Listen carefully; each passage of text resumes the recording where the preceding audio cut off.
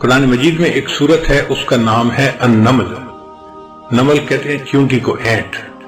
تو انسان حیران ہوتا ہے، اللہ کا کلام اور اس کلام میں چیونٹی کے نام کے اوپر ایک سورت کا نام، اور اس میں چیونٹی کا واقعہ بھی ہے۔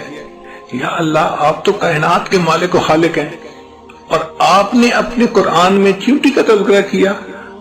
چیونٹی کی کیا ورث ہوتی ہے؟ مگر اللہ نے چیونٹی کا تذکرہ کیا اور اس کے نام پر سورت کا نام رکھا۔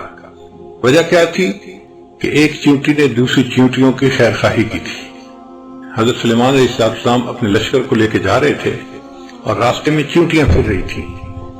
ان میں سے ایک چیونٹی نے فیل کر لیا کہ لشکر آ رہے ہیں۔ اس نے اعلان کیا، یا ایتھا النمل ادخلوا مساکنکم، اے چیونٹیوں اپنے بلوں کے اندر داخل ہو جاؤ، سلیمان علیہ السلام کا لشکر آ رہا ہے، ایسا نہ ہو کہ وہ تمہیں پاؤں کے نیچے کچل کے چلا جائے اور تمہیں پتہ ہی نہ چلے۔ اب ایک چیونٹی کی دوسری چیونٹیوں کے ساتھ جو خیر خواہی تھی وہ اللہ کو اتنی پسند آئی، اللہ نے اس واقعے کا تذکرہ قرآن مجید میں کیا اور سورت کا نام چیونٹی کے نام پہ رکھ دیا۔ غور کرنے کی بات ہے، اگر ایک چیونٹی دوسری چیونٹیوں کی خیر خواہی کرتی ہے، اللہ کو وہ بات اتنی اچھی لگتی ہے، ایک انسان دوسرے انسان کی خیر خواہی کرے گا، اللہ کو یہ بات کتنی اچھی لگے گی۔ تو ہمیں چاہیے کہ ہم اپنے اندر خیر خواہی کا جذبہ بڑھائیں۔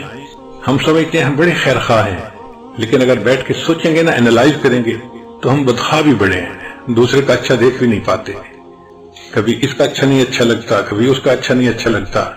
اس لیے ہمارے دل میں نفرتیں ہیں، عداوتیں ہیں، چھپی ہوئی دشمنیاں ہیں ایک دوسرے کے ساتھ۔